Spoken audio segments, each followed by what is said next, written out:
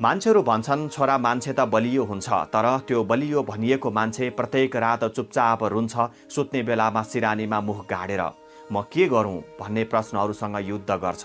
ऊ चाहन्छ उसको आमा पनि खुसी हौन्, उसको श्रीमती पनि सम्मानित होस्, तर उसलाई थाहा छ यो युद्ध जित्ने होइन, सिर्फ सहनु पर्ने हो। छोरा मान्छेले रोयो भने समाजले कमजोर भएछ भन्छन्। छोरा मान्छे चुपचाप बस्यो भने कस्तो नपग्लने ढुङ्गाको जस्तो मन रहेछ यसको भनेर समाजले नै कुरा काट्छन्।